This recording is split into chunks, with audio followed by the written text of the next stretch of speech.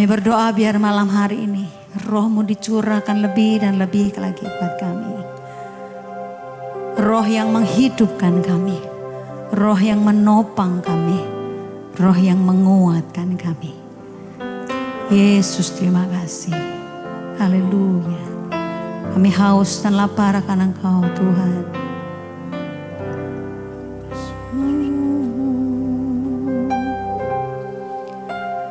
Ya Roh Kudus,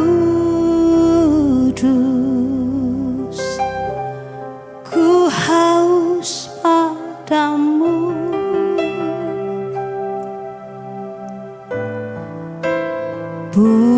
Puaskan sekarang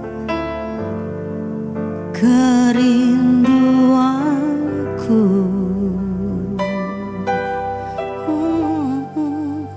Ya Roh Kudus,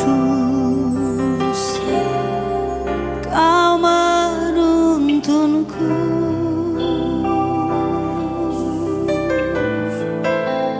Pimpin langkahku, ku taat selalu. Ya Roh Kudus, ya Roh Kudus, ku haus padamu.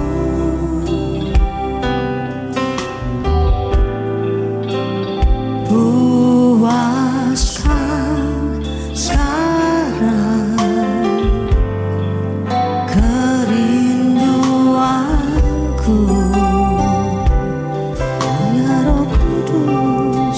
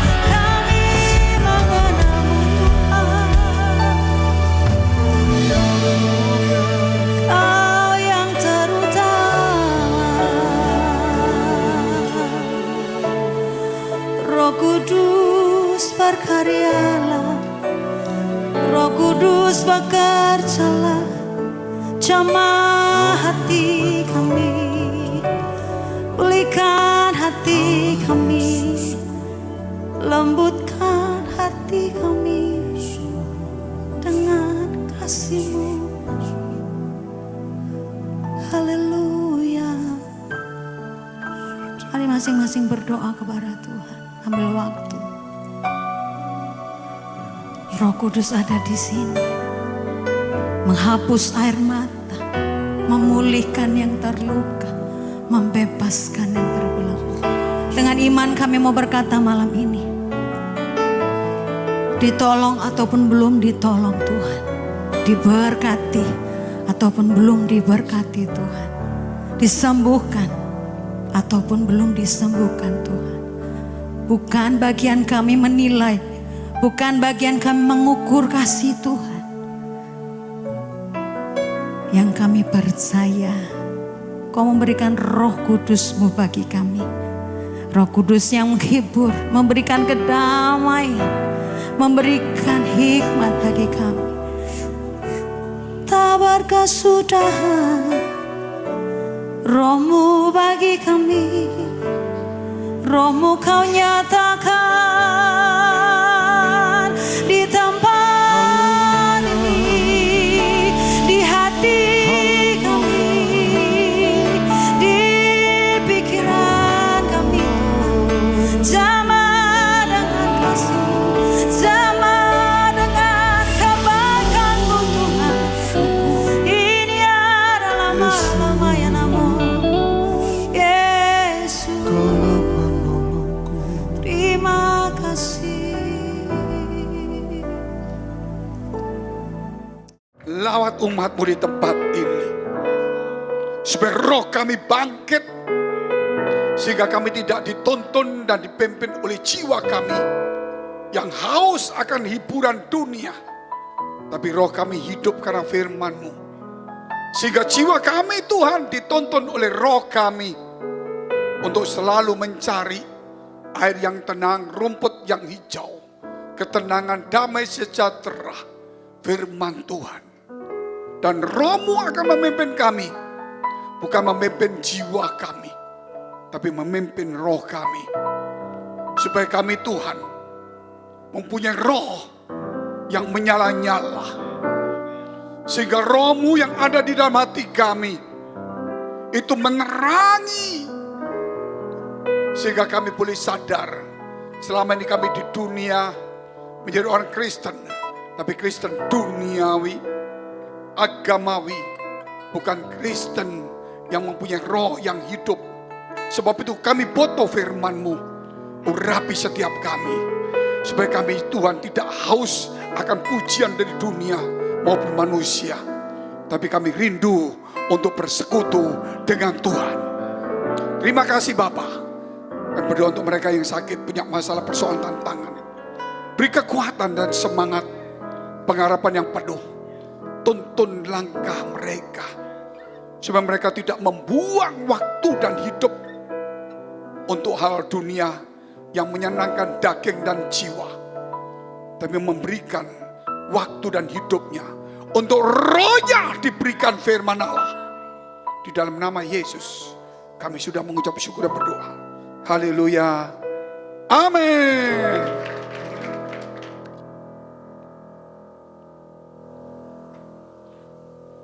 Hampir 27 tahun yang lalu, saya masih tinggal di sebuah kota di Surabaya. Saya belum pindah di Singapura. Singapura pindah kurang lebih 24 tahun yang lalu. Tetapi saudara, yang saya mau saksikan ini, ceritakan ini, yaitu banyak masalah yang terjadilah. Uang saya ditipu juga oleh anggota persekutuan saya sendiri yang saya pimpin. Saudara, masalah begitu bertumpuk-tumpuk. Begitu luar biasa sekali lah. Istri saya suruh pergi ke Belanda, karena supaya tidak ngadepin masalah terlalu banyak. Rumah kita mesti jual, mobil dijual, masalah begitu banyak sekali. Harta-harta yang di rumah semuanya saya bagikan ke orang-orang yang rasanya masih mau nagih. Sedangkan uang saya dimakan dan sebagainya. Saudara yang dikasih Tuhan saat itu, saya tetap melayani. Saya tetap melayani, cuman hati-hati sekali. Supaya jangan jadi batu sandungan. Tapi waktu saya sendirian itu, suara Tuhan itu jelas. Karena saya tidak punya apa-apa. Istri saya ke Belanda, saya suruh ke sana lah. Saya sendiri pelayanan, saya tidak punya apa-apa. Saudara, cuma sepeda biasa, punya istri saya waktu masa kecil. Saya pakai, saudara. Punya mobil biasanya saya naik sepeda. Ya, saya cuma baca firman. Suatu saat suara itu berkata begini. Fengki, nikmati aku. Nikmati aku. Saya bingung. Nikmati gimana? Sudah masalah begitu banyak. Suara itu kembali lagi. Nikmati aku. Kalau kau nikmati aku. Dan sebagainya, saudara. Itu saya tulis dalam buku saya. Saya belajar, Tuhan bagaimana? Saudara. Jadi saya duduk diam merenung. Baca firman merenung. Belajar untuk saudara mencari wajah Tuhan. Bukan melamun. Untuk melatih hati pikiran saya kembali ke masalah. Kembali ke sini. Kembali ke teman-teman. Kembali ke perusahaan. Kembali uang yang hilang. Saya kembalikan lagi ke Tuhan. Ke Tuhan terus saudara. Dan saat itulah baru saya sadar. Bahwa setelah saya melayani Tuhan, mengikut Tuhan, 27 tahun yang lampau. Jiwa saya itu masih lebih bergelora daripada roh kami. Sehingga saya itu lebih menuntut keberhasilan, berkat, dan segala hal itu. Sehingga suatu hari itu hilang. Diizinkan Tuhan hilang. Dari situlah saya tahu bahwa saya ke gereja sebenarnya itu jiwa saya. Bukan roh. Sehingga saat itu Tuhan berkata, nikmati saya bagaimana nikmati? Saya nggak ada mobil, nggak ada apa. Makan pun setengah mati. Tapi dari situ Tuhan mulai mengajar saya. Jiwamu itu sudah terlalu banyak di dunia walaupun kamu ngomong Kristen. Tetapi rohmu itu yang kosong. Padahal Tuhan menaruh rohnya dalam hati kita. Sehingga hari ini kamu tidak punya apa-apa. Teman pun, istri pun sudah sendirian terus. Kamu akan susah terus. Karena jiwamu akan nuntut seperti itu. Sebab itu mulai hari ini, hidupkan rohmu. Kamu gak punya apa-apa, tapi kamu bisa menikmati aku.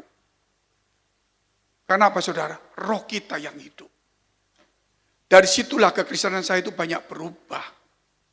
Sehingga saya seminar hamba Tuhan, tulis buku, dan semuanya. Sehingga akhirnya Tuhan kirim saya. Tahun 2006, saya buka gereja. Blessing in the Spirit, Efesus 1 ayat 3. Segala berkat rohani surga diberikan kepada kita. Jadi itu untuk menikmati Tuhan, bukan jasmani. Dan Tuhan kasih 5 pilar. Back to Jesus teaching, mega project karakter Kristus, misi, pemuritan, regenerasi, diakonia. Dan itulah saudara yang saya nikmati. Tapi bukan berarti hari ini saya lebih susah dari saudara. Mungkin sebagian dari saudara, mungkin saya lebih susah dari saudara. Tapi sebagian saya lebih baik dari saudara. Saya tidak pernah memikirkan apa yang saya punya. Tapi saya tidak kekurangan hari ini. Saya ngomong gini bukan berarti saya kekurangan. Saya cukup, Tuhan pelihara saya. Saya hidup, saya tidak mengambil uang gereja. Saudara, saya pelayanan di mana-mana, saya tidak ambil, malah saya bantu. Saya tidak kerja.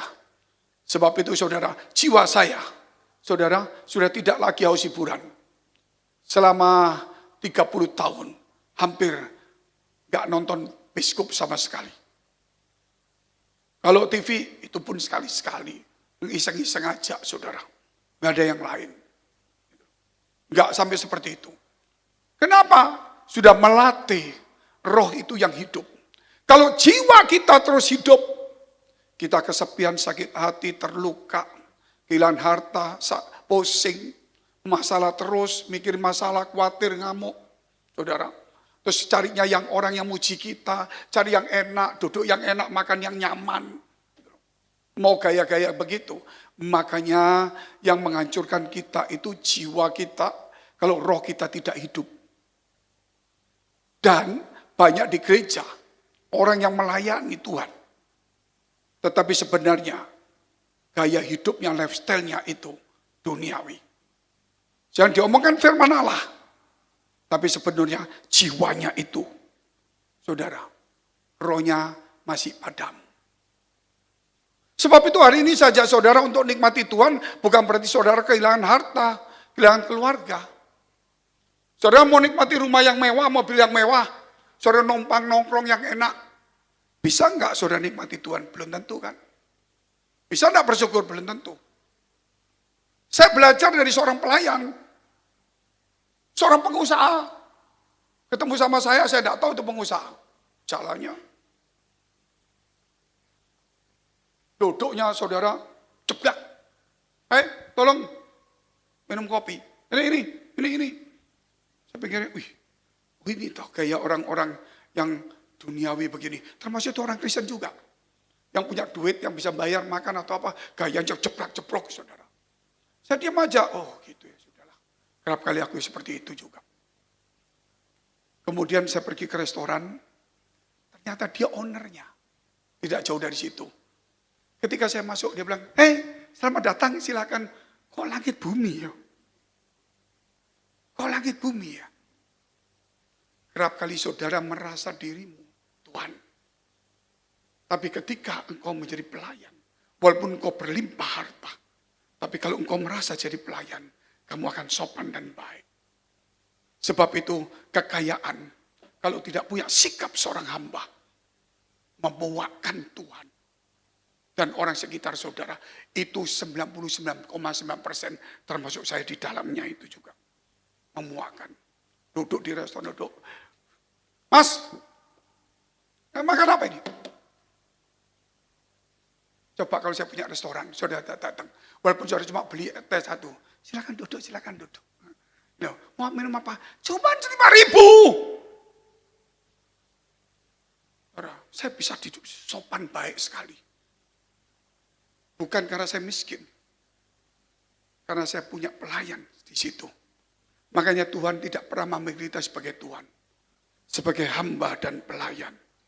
Berapa hartamu, berapa kekayaanmu, itu Tuhan titipkan gak masalah. Mau nikmati terserah apa terserah. Tapi punyalah sikap sebagai seorang pelayan. Itu yang paling penting dalam hidup kita. Saya ingin supaya orang-orang best.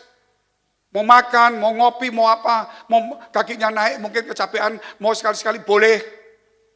Tetapi punyalah sikap sebagai seorang pelayan. Mau naik pesawat tidak dihargai, boleh nuntut. Mau marah sedikit boleh. Tapi punyalah sikap sebagai seorang pelayan. Sehingga tidak arogan, tidak gaya-gaya saudara. Apa yang kita punya itu ujian. Apakah karena yang kita punya itu kita menjadi sombong? Ya. Saya punya uang banyak, punya kedudukan, saya sombong, Pak. Oh begitu. Kamu punya Tuhan enggak? Punya. Tuhan dengan uang lebih besar mana? Tuhan. Mengapa sifatmu tidak lebih baik? Mengapa sifatmu diatur oleh uangmu, kedudukanmu? Mengapa sifatmu tidak dituntun oleh Tuhan yang ada dalam hatimu? Itu perlu perenungan hari ini. Sehingga hari ini temanya Jesus is coming, seri kelima. Saya ulangi. Yesus is coming berarti dia datang, sedang datang. Tapi di surga Pak. Nanti secara fisik dia akan datang. Sudah tidak ada lagi yang namanya waktu dia awan-awan ini. Frankie, itu bertobat ya aku datang ini 5 menit lagi. Enggak ada. Dia tiba-tiba datang aja. Saudara, begitu saudara lihat gini, dia nggak ada, bersihkan cepat 2 sekali, nggak ada. Langsung saudara begitu lihat, yang punya roh yang hidup terangkat. Yang menggebu-gebu di gereja, wah semangat sebelah. Padahal itu jiwanya, dia tertinggal. Karena roh lah yang memberi hidup. Daging sama sekali tidak berguna. Itu kata firman Allah. Yesus yang ngomong sendiri. Sebab itu kita kaya boleh, gak masalah. Sekarang Yesus itu ada di dalam hati kita. Dia sedang membongkar balikkan, jungkir balikkan meja-meja penukar uang, penjual-penjual yang ada di Bait Allah 2000 tahun lalu di Yerusalem. Dan itu dia ulangi bukan di gereja, tetapi di dalam hati kita. Ada begitu banyak meja penukar uang, sehingga semua ukuran pelayanan semuanya, hidup kita hanya masalah itu, jual beli. Makanya saya minta di gereja, kurangi hubungan dagang-dagang, urusan dengan orang lain. Jangan membawa perdaganganmu di gereja, terus kamu menjadikan jemaat itu jadi agen-agen. Semangat Pak, di PES Pak, wah, sampai 10 tahun semangat. Tapi semua setelah jadi agennya, dia pasti keluar ke gereja lain, cari agen lain. Kalau hatimu di gereja menjadi seperti itu, jiwamu yang menguasai.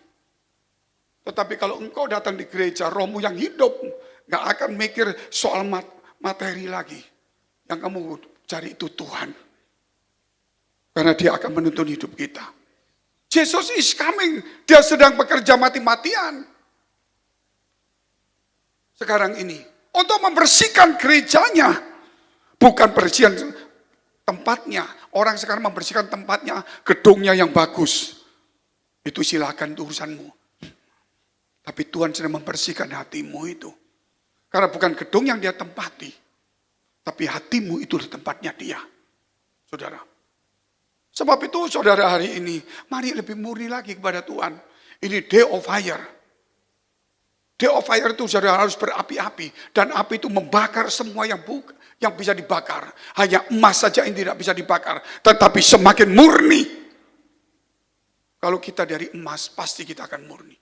Kalau kita dari kayu, akan habis semuanya. Biar day of fire ini mengikis semua kayu yang ada di dalam hati kita. Biar emas itu timbul murni. Kita lihat Daniel 12 ayat 1 sampai 6.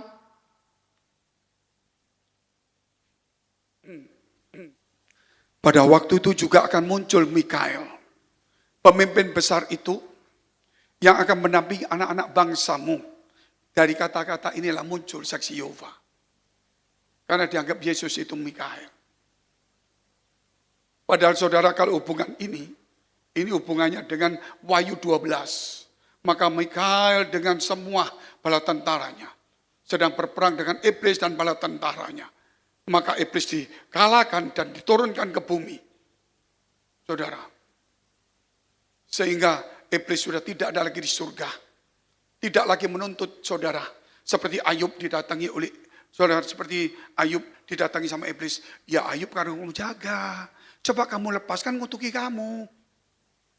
Karena dia itu kan jiwanya diberkati, senang memuji Tuhan. Coba jiwanya kamu sentuh, hartanya kamu hilang. Apa rohnya hidup? Maka habislah hartanya. Jiwanya hancur, nangis. Tetapi rohnya tetap hidup. Dia tetap memuji Tuhan. Dia tetap bertahan. Saya tidak berharap saudara seperti itu. Tapi ini yang kita ngomong, setan yang nuntut. Tapi si pendakwa sudah dibuang ke bumi. Waktu Yesus mati di kayu salib. Dan akan ada suatu waktu kesesakan yang besar. Bumi sekarang sudah 7 miliar lebih. Hampir 8. Seperti yang belum pernah terjadi sejak ada bangsa-bangsa sampai pada waktu itu. Tetapi pada waktu itu bangsamu akan terluput. Bangsamu siapa? Yaitu barang siapa yang didapat namanya tertulis dalam kitab itu. Yang tertulis. Yang tertulis berarti rohnya yang hidup. Karena yang ditulis adalah roh itu. Amin. Firman itu roh. Roh dan nubuatan. Itu Wahyu 16 ngomong seperti itu. 2. Dan banyak dari antara orang-orang yang telah tidur di dalam debu tanah akan bangun. Itu pengangkatan. Sebagian untuk mendapat hidup yang kekal. Sebagian untuk mengalami kehinaan dan kengerian yang kekal. Itu termasuk orang-orang, ya itulah. Termasuk orang Israel kan juga orang percaya Allah. Tapi jiwanya, sampai Tuhan marah dengan ahli Taurat orang Farisi. Kalau pemimpinmu seperti ini, bagaimana umatnya? Kalau pemimpinmu bagus, belum tentu umatnya bagus. Tapi kalau pemimpinnya jelek, rata-rata umatnya tambah jelek. 1, 2 bagus mungkin. 3. Dan orang-orang bijaksana akan percaya seperti cahaya cakrawala. Dan yang telah menuntun banyak orang kepada gereja. Bukan. Kepada kebenaran. Seperti bintang-bintang tetap untuk selamanya. Nonton orang bukan kepada diri sendiri, bukan kepada gereja. Gereja memang tempatnya, tapi kepada kebenaran. Dan kebenaran itu bicara tentang roh dan firman Allah. 4. Tetapi engkau Daniel, sembunyikanlah segala firman itu. Itu 3.500 tahun yang lalu. Dan meteraikanlah kitab itu sampai pada akhir zaman. Tidak ada yang tahu. Kamu tidur aja dulu. Banyak orang akan menyelidikinya. Selidiki. Dan pengetahuan akan bertambah. Tapi belum menemukan. Bertahun bertambah. Bertambah. Saudara. Pengetahuan ini sekarang yang menghancurkan gereja banyak pengetahuan. Karena yang membuat kita keluar dari Taman Eden. Itu pengetahuan baik dan buruk. Sehingga Tuhan berkata, Dia memberikan kepada kita hidup yang kekal. Terus, kemudian aku, Daniel melihat, maka tampaklah berdiri 2 orang lain. Seorang di tepi sungai sebelah sini, dan yang lain di tepi sungai yang sebelah sana. 6.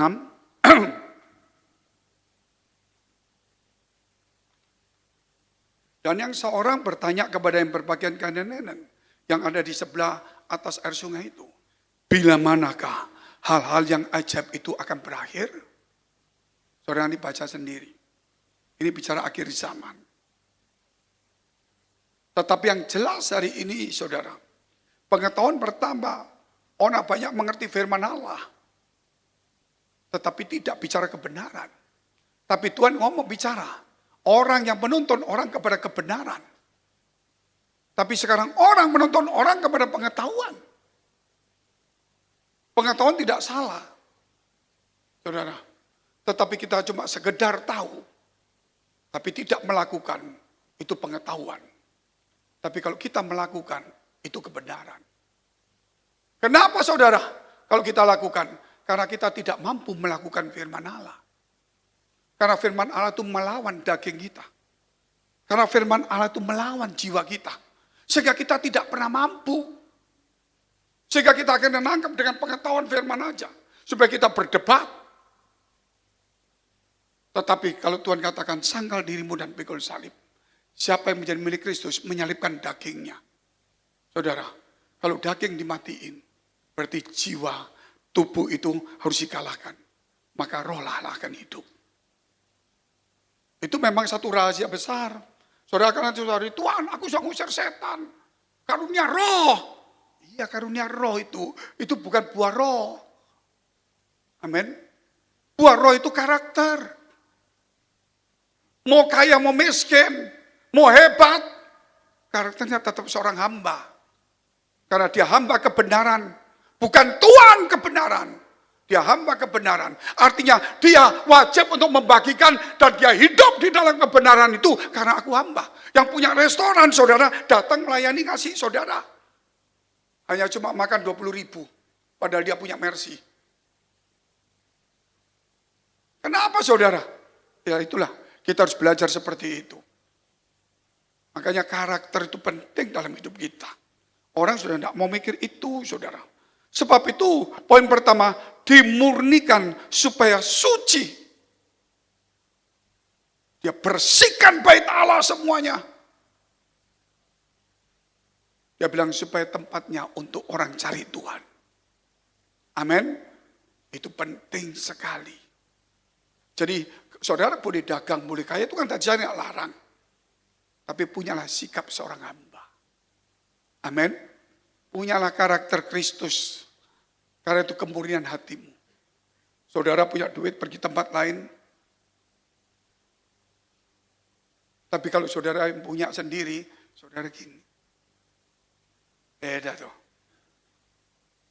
Dari situ kita harus belajar. Kita harus mensucikan hati kita. Saya ulangi saudara. Saudara mau mengundang 1000 pendeta. Doa puasa 1 bulan. Berteriak terus. Tuhan datang, belum tentu. Orang kaya datang, orang pejabat datang, jutaan orang datang, berteriak semua sama Tuhan, belum tentu datang. Bisa datang, belum tentu saya ngomong. Tapi saya mau bandingkan dengan satu orang janda miskin. Yang susah, yang di gereja duduk di belakang, gak dihargai. Tapi cari Tuhan terus, sukacita terus. Dia disingkirkan sama orang-orang. Orang ini kok menghina saya. Oh, jiwa saya tersinggung. Saya memang manusia, jiwa saya sakit. Tapi roh saya harus menguasai, ampunilah dia Tuhan. Dia tetap baik. Itu orang di gereja. Kalau masih tetap marah, masih tetap tidak karuan, berarti jiwamu tetap itu hidup. Rohnya padam. Kita tetap bisa marah, kita tetap bisa jahat. Tetapi kalau roh kita hidup, saudara, karena itu sensitif manusia. Tetap manusia kita. Makanya manusia Allah. Manusia tetap sakit, kurang ajar, aku bisa balas, tapi lebih baik berbuat baik, doain dia deh. Roh yang memimpin. Ini rahasia besar, saudara, di off-fire ini. Nah, kalau itu orang janda miskin itu, saudara, dia sudah rohnya hidup. Tidak pusing mau digeser, dia sakit. Dipinggirkan, gak dihargai, dihina. Sakit sebagai manusia. Tapi dia tetap tersenyum, bukan berarti kebal. Rohnya yang hidup. Sakit sebagai manusia, dia normal. Tapi sebagai manusia Allah, rohnya yang hidup. Sehingga dia tidak membalas kejahatan dengan kejahatan, tapi dengan kebaikan. Karena dia tahu musuhnya bukan orang itu. Karena firman Tuhan berkata, kasihlah musuhmu, berarti tidak ada musuh di luar kita. Walaupun orang musuh kita. Ternyata musuh itu ada dalam diri kita, saudara. Musuh itu ada dalam dirimu sendiri. Orang yang mukul kita, yang itu musuh. Tapi kita harus bisa ya berbaik hati. Tetapi yang pasti musuh yang terbesar adalah yang sejati. Sebab itu, janda itu sadar. Akhirnya dia datang, rumahnya gebuk. Saudara, tapi dia menjaga kesucian. Dia tidak usah ngundang Yesus. Yesus datang sendiri ke pondoknya. Orang mau panggil Yesus tidak mungkin gampang. Siapakah? Mau pejabat semua kumpul, dia semua di bawah Tuhan. Tapi kesucian itu yang membuat Yesus datang dalam dirimu. Sehingga dikatakan saudara, Allah itu kudus. Kuduslah kamu.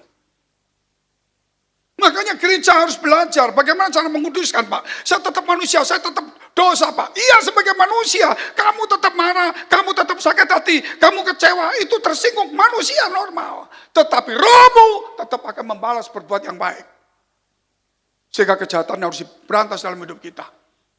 Itu namanya kesucian. Tapi kalau saudara tetap aja ngamuk-ngamuk di gereja, pelan-pelan tersinggung, enggak. Tapi cinta Tuhan, doa, baca firman, khotbah hebat, enggak ada gunanya. Mungkin bagi orang baguslah, bukan salah. Secara fisik kita terima kasih, tapi di hadapan Tuhan belum tentu itu. Makanya yang kita ngubah itu boleh di hadapan manusia kita kerjasama supaya menolong, meringankan beban boleh. Tapi terutama itu ada gotong royong kita secara fisik manusia. Secara jiwa saya ikut menanggung beban. Tetapi secara roh saya akan menyenangkan Tuhan. Amin. Itu penting. Kalau kita sebagai seorang pendeta pelayan Tuhan hanya menangkan manusia, berarti jiwa saya yang hidup dan saya menghidupkan jiwamu. Tapi kalau saya tetap mau menyenangkan saudara, tapi saya juga mau menyenangkan Tuhan. Sehingga roh saya yang hidup. Saudara, sehingga saya itu belajar untuk menyampaikan firman, supaya rohmu yang hidup. Dan jiwamu kena firman Allah, sakit. Dengar firman ini. Dia berat sama Tuhan. Kenapa? Malas. Jenuh. Hitung-hitungan gereja nanti besok lusa. Pelayanan setengah hati. Itu yang kecil-kecil aja, tetap pelayanan. Tapi Tuhan tahu, kita untuk Tuhan itu habis-habisan. Pak kok seperti itu sih Pak? Coba kalau kamu punya restoran, kamu orang datang walaupun cuma 2 orang, kamu gak layani yang bagus? Sebagus mungkin, walaupun belum tentu orang itu balik. Itu demi orang supaya mau ke tempatmu padahal belum tentu. Mengapa sama Yesus kita mau main-main? Jadi kalau ngomong, maaf ya Pak, pendeta kan ada masanya mundur. Coba kalau kamu punya restoran, kamu lagi gak enak hati, ada orang 10 orang datang. Mau makan apa, cepat pilih, kalau enggak keluar, gak mungkin. Mau sakit apapun juga, saudara pasti tidak baik. Itulah saya katakan, tidak mungkin kita tidak mampu. Persoalannya kita dituntun oleh harta, baru kita mau. Itu jiwa kita. Tapi sekarang kita mau belajar, harta boleh ada atau tidak. Tapi Tuhan yang menuntun, Rohku yang hidup. Amin. Itu yang harus dalam hidup ini. Makanya saudara dimurikan supaya itu. Yohanes 7 ayat 38. Saudara bisa mengikuti Yesus is Coming 1-5. Itu nanti ada di YouTube terus keluar. Mungkin sampai 12. Sampai di off-air selesai. Tapi mungkin ada tambahan. Peta zaman dan semuanya. Tapi nanti itu belum tahu. Tapi kita mau, saudara, bukan bicara Yesus kapan datang, waktunya kapan, tandanya apa, itu next. Tapi yang saya perlukan hari ini, hatimu Tuhan sedang bekerja. Amin. Gak usah kepin tahu Tuhan kami datang. Apakah 3,5 tahun atau 7 tahun, itu pengetahuan. Tapi yang penting hari ini Tuhan ingin bersihkan hati kita, dan Dia mau tinggal bersama kita. Itu yang paling penting. Itu penting. Barang siapa percaya kepada aku, seperti yang dikatakan oleh kitab suci, yang percaya kepada Yesus, dari dalam jiwanya, bukan. Dalam hatinya akan mengalir aliran-aliran air hidup. Mengalir aliran-aliran hidup. Dari hatinya. Saudara, memancar terus-menerus. Itulah dari hatinya. Gak main-main, di situ. Di mana hati Pak? Karena Allah itu tinggal di hati, bukan di jiwamu. Karena jiwa itu memang milikmu. Karena itu duniawi. Tetapi kalau hati itu, saudara, itu netral. Dia mungkin tempat di hati sini, karena ini sumber kehidupannya di sini. Dan roh Allah tinggal di sini. Bukan di pikiran kita. Dan di hati inilah, roh Allah akan menyalakan rohmu. Supaya rohmu nyala, hatimu murni. Dari situlah kemudian jiwamu akan dituntun. Sehingga tidak ada berkata, aku ikut gereja malas atau enggak ada. Saudara, saya sudah melayani Tuhan sejak tahun 85. Saya pernah mengalami susah dalam, pernah susah apa macam-macam lah. Mau banting tulang, mau tulang dibanting. Saudara. Kumpul-kumpul semuanya. Dihargai orang, nggak dihargai orang, mau dihina, mau apa saja. Saya sudah alami semua. Mau tidak makan, mau di desa, mau di mana, saya sudah alami. Mau kumpul pendeta 150 yang top-top, saya ngomong tetap sama. Kebenaran. Saya tidak mau berubah. Saya mau konsisten di dalam firman Allah ini. Tubuh saya kadang-kadang tidak menunjang. Saudara, tapi roh saya tidak tergantung tubuh saya. Jiwa saya tergantung tubuh. Tapi roh saya tidak tergantung tubuh. Mungkin pelayanan saya tersendat. Tapi roh saya tidak akan pernah padam.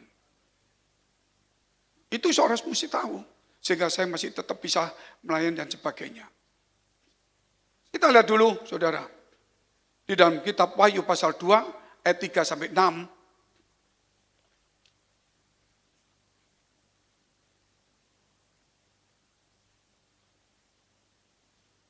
Dan engkau tetap sabar dan menderita oleh karena namaku. Loh Pak, jadi orang Kristen mesti menderita, nggak punya duit, kelaparan, miskin gitu toh Pak. Menderita. Menderita itu karena saudara melawan diri sendiri. Aku bisa makan enak hari ini. Tapi nggak usah lah. Makan biasa saja. Undang teman aja makan sama-sama. Sambil ngomong firman. Itu orang benar. Hari ini aku punya uang banyak. Mau makan enak? Enggak lah Pak. Orang benar. Bukan kolesterol. itu bukan orang benar. Dia bisa tidak mau makan enak padahal dia kepingin. Karena punya kolesterol. Tapi orang benar bukan karena kolesterol. Dia bisa makan enak mahal. Tapi dia tetap makan biasa demi untuk supaya menjadi sama dengan yang lainnya. Saudara, betul nggak makan saya? Saudara makan enak. Ayo makan ini enak. Sorry Pak, kenapa? Lagi kolesterol tinggi Pak. Ayo sedikit aja. Kenapa? Aduh penyumbatan Pak. Gak. Mati enggak biar pendeta suruh. Karena apa? Jiwanya menjaga tubuhnya. Tapi kalau saudara sehat, ayo makan ini. Ini toh Pak, yang lain.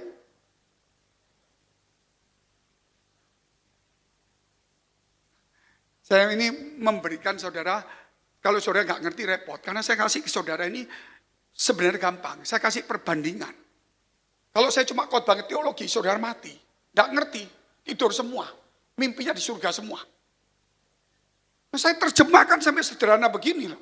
Demi pelajaran yang paling sulit. Gitu loh. Saya mau terjemahkan dalam kehidupan yang sederhana. Bukan berarti saya nganggur. Makanya saya selalu ngomong sama teman saya. Gede sekali badanmu, iya. Saya ngomong, kalau pendekar sejati itu, dia harus sering-sering seorang diri. Supaya bisa merenungkan hidupnya. Kalau seorang pelayan Tuhan dan hamba Tuhan, mau terkenal gak terkenal, senangilah punya waktu untuk menyendiri.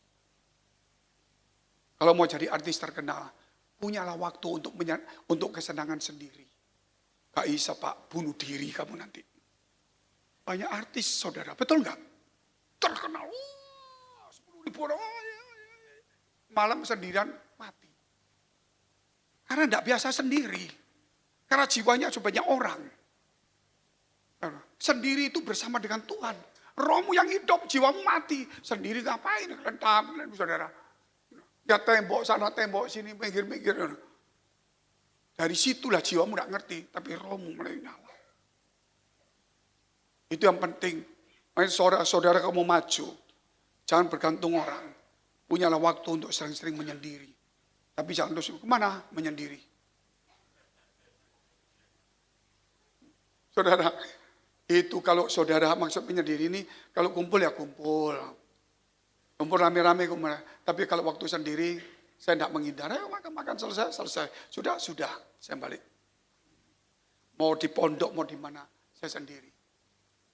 Mau di kamar sendiri, saya sendiri. Saya nggak masalah. Saya bawa vermouth. Kalau pagi-pagi kalau ada orang-orang, apa yang ingin makan di sana. Saya tak vermouthan aja. Karena saya duduk sendiri, saudara. Nyapu sendiri, bersihin sendiri, nyuci sendiri. Kemarin baju yang saya pakai, tadi saya cuci. Malam saya cuci. Kenapa? Kalau saya bawa 10 hari ini, bisa bawa koper besar. Saya bawa koper kecil. Jadi setiap yang saya pakai, besok saya cuci. Ini pakai, cuci sana, saudara. Terus, makanya cari jas yang paling mahal. Paling mahal maksudnya, saudara, bukan harganya. Yang tidak perlu disetrika. Ini sangutanmu jeblek itu saya pakai lagi. Lurus. Nah ini ya, saudara, kita lihat dulu Wahyu pasal 2, 3-6. Dan engkau tetap sabar dan menderita oleh karena namaku. Dan engkau tidak mengenal lelah. Itu penting.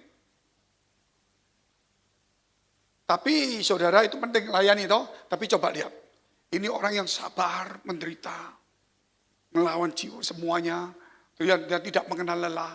Tapi kesalahannya di mana? Ini orang hebat. Ayat 4. Namun demikian kata Tuhan, aku mencela engkau. Karena engkau telah meninggalkan kasihmu yang semula. Ayo datang di gereja, besok ada 3 kali ibadah. 1 kali dulu Pak, kalau maksa 2. Kalau dulu saudara, waktu baru bertobat, ada gereja di mana ya? Jam 6 ada nggak ada 6? Jam 8 ada di mana? Di sana, ayo ke sana. Senin ada persekutuan doa mana ya? Betul nggak saudara? Ada di mana? Situ. Datangin terus saudara. Dia datang. Ada persekutuan Pak. Ya, cuma perempuan tetap datang dia. Gila nggak? Pak Bosik. Kasih semula. Tapi kasih semula jujur hilang sekarang. Makanya saudara, kalau untuk Tuhan, jangan berkata tidak. Kalau saya berkata tidak, jiwamu yang ngomong. Harus berkata ya. Romo harus bangkit. Amin. Itu harus, itu latihan. Dan memang yang memberi hidup kita Tuhan, bukan orang lain. Engkau bisa beli makanan, tapi kalau Tuhan bikin mati, kamu mati langsung. Jadi utamakan Tuhan itu. Terus kita lihat, kasih semula yang semula. 5 sampai dengan 6. Sebab itu ingatlah betapa dalamnya engkau telah jatuh. Jatuh di mana Tuhan? Teman saya jatuh di sana sini. Ya itu dia bangkit kembali. Loh tapi saya melayani. Saya sabar menderita. Saya tidak seperti dia mabok. Saya tidak selingkuh kayak dia. Saya tetap melayani Tuhan. Kamu, dia jatuh, cuma nggak terlalu dalam. Karena nanti dia ditegur bertobat. Dan siapa yang negur kamu pelayanan kok? Nggak ada yang salah. Persoalannya hubunganmu dengan Tuhan. Itu hanya kamu dan Tuhan saja. Nggak ada orang lain. Itu persoalan. Sehingga tidak ada yang negur kamu. Kecuali day of fire malam hari ini. Saudara. Jangan main-main dengan firman, saudara. Hari ini kita harus belajar. Hari ini kan ada day of fire. Kalau khotbahnya seperti ini. Tapi kalau minggu depan bukan berarti nggak day of fire. Supaya saudara belajar firman dengan tenang. Kalau sekarang ini sedang membakar. Membakar yang bukan emas. Harus mulai terbakar hari ini. Sampai 10 hari. Supaya emas itu murni kembali. Ya, sebab itu betapa dalamnya engkau telah jatuh. Bertobatlah dan lakukanlah sekali lagi apa yang semula engkau lakukan. Ngulang.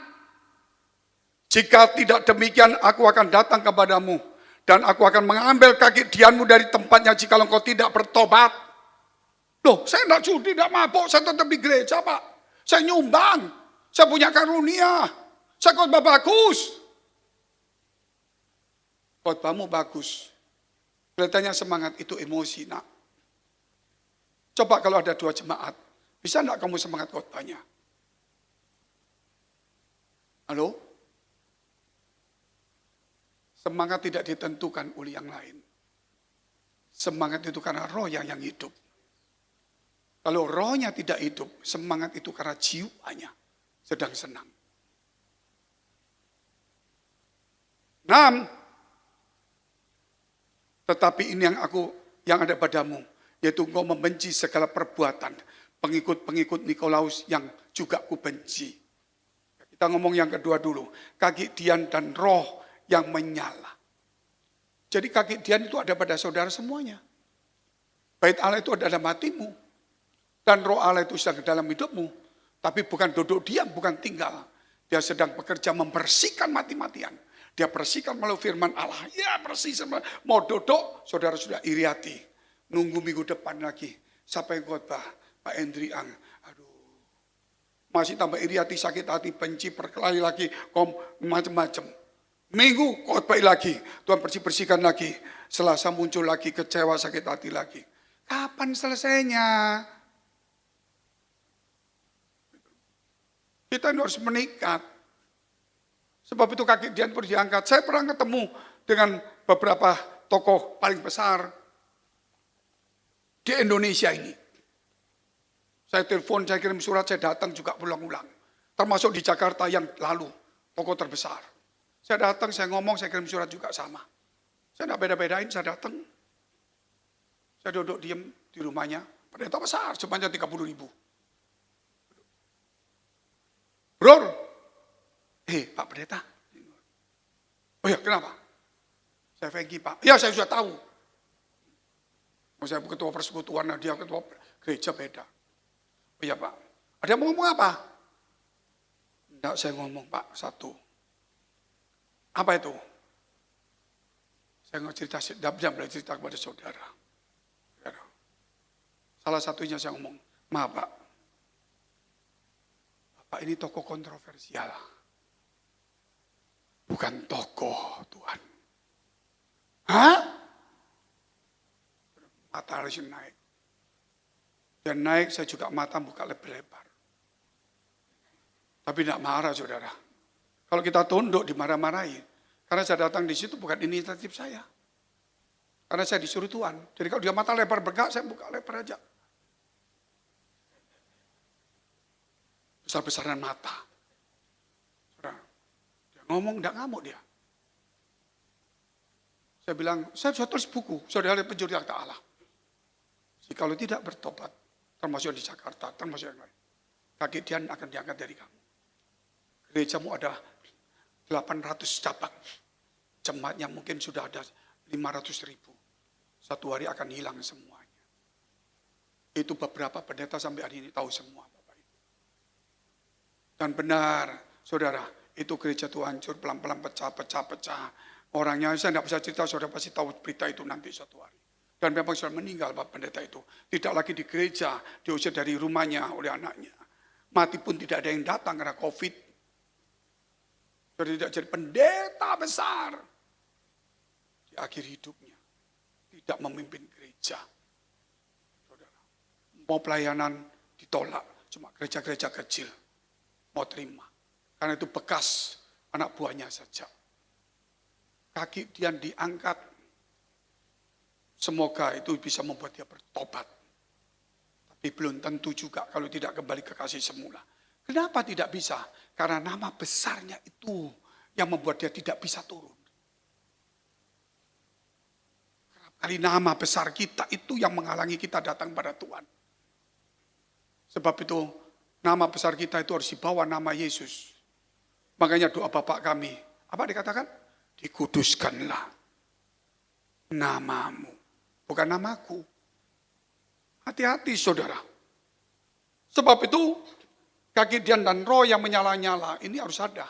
Kalau kaki Dian tahu saudara, itu yang kandil 7 itu. Tahu ya? Itu loh yang kandil 7 yang nyala itu. Nah, kalau saudara pergi ke tempat pilgrim, kan itu ada orang naruh lilin, naruh duit, pasang lampunya. Itu menunjukkan roh Allah di situ menyala terus. Jadi kalau nggak ada orang, lu kok mau mati? Saya tambah lagi deh, ngasih lilinnya. Tapi orang Indonesia lain, ambil lilin pasang, nggak pasang duit, lilin bawa pulang. Siapa tahu hotel lampu mati, luar biasa juga. Karena nggak ngerti. Kita nggak ngikuti gitu nggak apa-apa. Gitu. Tapi itu pengertiannya dalam. Tetapi itu kalau ngerti itu oke. Roh yang di dalam hatimu itu tidak boleh padam. Karena itu tidak bisa nyalakan api. Kalau sekali padam tidak bisa nyala. Nyala pakai apa? Hari ini Tuhan ingin nyalakan itu kembali. Dan jangan padam kembali. Jika dikatakan jangan padamkan roh itu penting. Dan yang ketiga yang terakhir. Setiap kali ketiga itu roh menyala Pak. Itulah jiwa itu.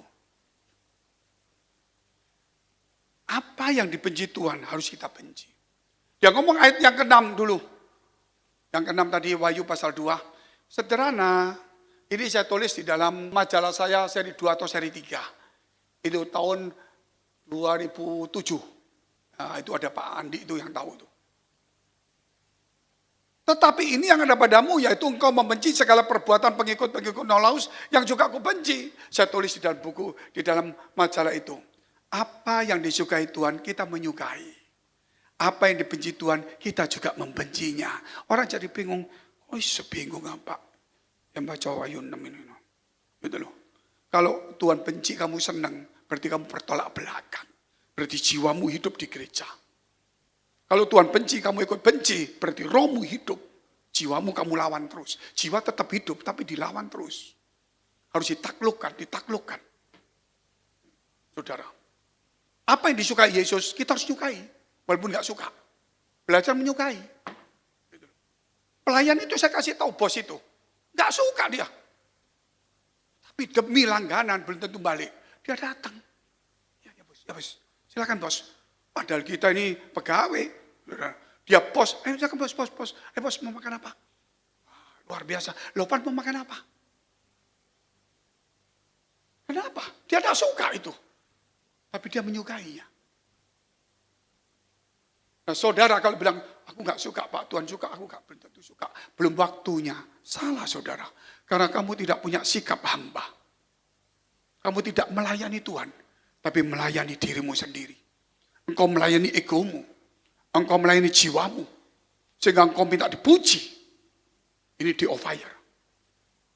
Minggu depan kita ngomong baik-baik. Supaya jangan ngamuk. Tapi hari ini habis-habisan. Sudah mulai kemarin sampai hari ini, saudara. Suara saya mesti tidak keluar. Gara-gara ngamuk keluar. Tapi ngamuk suci.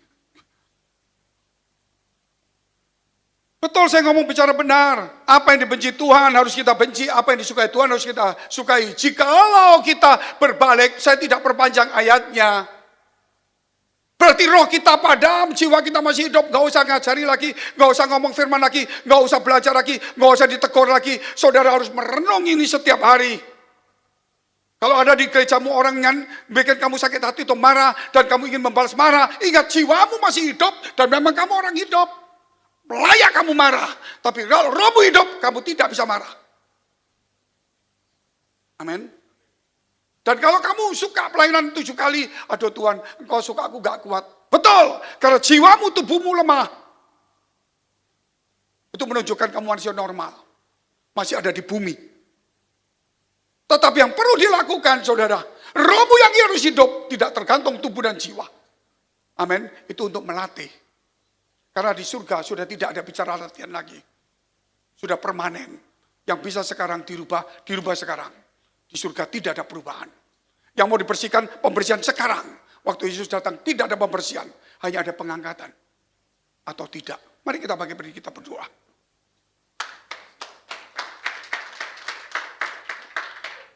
Kami berdoa Tuhan untuk setiap firman-Mu di tempat ini. Sucikan setiap kami oleh firman-Mu. Tidak satupun orang yang tidak berubah hari ini. Mau dia hebat, mau kaya. Dia mau punya kesenangan. Dia punya hobi, dia punya apa saja. Dia tugas yang tetap tugas, melayani tetap melayani.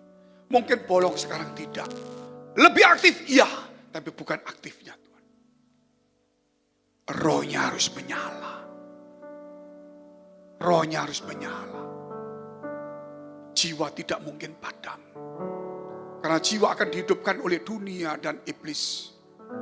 Karena sebagai manusia kami ingin senang, ingin enjoy. Tetapi sebagai pelayan Tuhan, kami harus melayani orang-orang. Walaupun kami owner punya uang lebih banyak.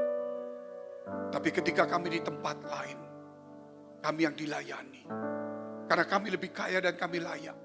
Tapi hari ini tidak. Apapun yang kami punya, mau kami bisa bayar ataupun kami yang harus menerima uang. Kami ingin punya sikap seorang hamba. Menghambakan diri. Merendahkan dirinya. Mengabdi kepada Tuhan. Dengan kesucian dan kekudusan. Kau urapi umatmu di tempat ini. Supaya api itu menyala kembali. Tuhan, api itu tidak bisa nyalakan dengan korek. Dengan api yang ada di dunia. Tidak. Karena tidak ada yang bisa menyentuh api yang ada di dalam hati kami. Tapi kerap kali padam karena kebencian, sakit hati, iri dan sebagainya. Api ini akan nyala. Oleh karena firman-Mu. Sebab itu aku cinta firman-Mu. Walaupun aku malas membaca. Aku jenuh. Tuhan, itu manusia. Jiwamu nak yang menguasai. Rohmu masih belum hidup. Kalau rohmu hidup, kamu pasti haus dan lapar akan firman Allah. Itu ukurannya. Kalau engkau jenuh malas, saya tidak melarang. Saya tidak menghakiminya. Tapi engkau tahu, rohmu lagi padam. Sakit hati, iri hati, kebencian, tersinggung. Kemalasan, kesombongan akan merayap datang. Karena tidak ada api, lalat pasti datang. Karena tidak ada api, binatang pasti datang. Mau binatang buas juga sama. Tetapi kalau api itu menyala, tidak ada satupun binatang yang datang.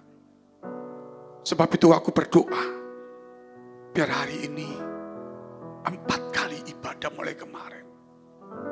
Tidakkah Tuhan, roh kami tidak menyala? Jikalau roh kami tidak menyala, betapa padam padamnya roh kami. Sementara kami pesta firman Allah.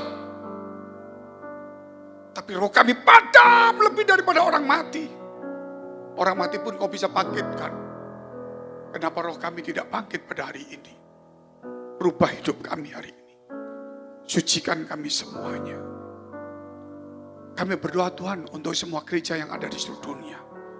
Dari hamba Tuhan sampai kepada umat Tuhan. Kiranya Kau memberkati mereka supaya menjadi berkat dan hidup mereka berdampak. Seperti mana gereja mereka melayani dan berjemaat. Diberi orang-orang yang takut akan Tuhan dan tulus hatinya. Kami berdoa Tuhan untuk semua gereja yang ada di seluruh dunia.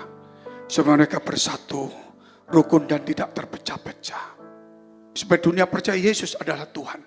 Bagi kemuliaan Allah Bapa di surga. Demikian gereja di mana kami menggembalakannya. Gereja Blessing in the Spirit. Kami berdoa Tuhan untuk setiap persembahan dan persembahkan umat. Kiranya menjadi dupa yang harum. Engkau terima sebagaimana persembahan Habel. Tuhan memberkati segala pekerjaannya. Rumah tangga, kesehatan, iman rohani mereka. Sampai kepada anak cucu mereka. Kebajikan, kemurahan selalu menyertai mereka. Mari dekapkan kedua tanganmu di dadamu. Karena untuk menerima berkat itu mudah dan pasti. Jangan dikejar. Kalau Tuhan memberkati itu pasti kita terima. Tapi yang perlu dijaga adalah hati kita. Yang mudah pecah.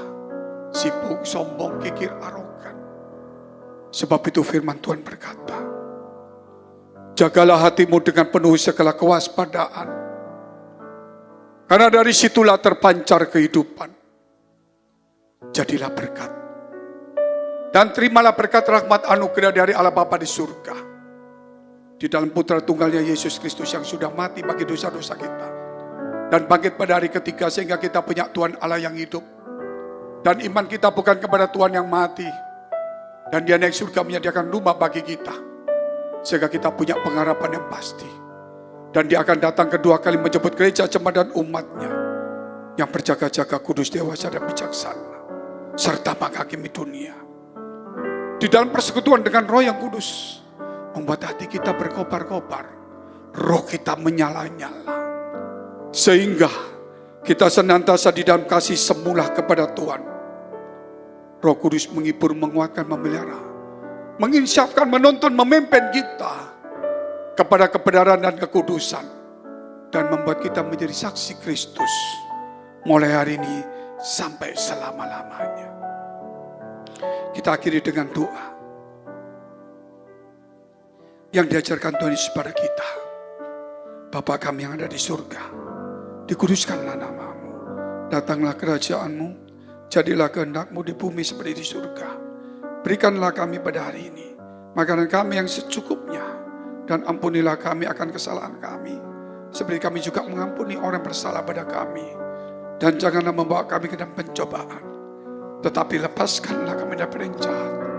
Karena Engkau yang punya kerajaan dan kuasa dan kemuliaan sampai selama-lamanya. Amin. Silakan duduk, Tuhan Yesus memberkati.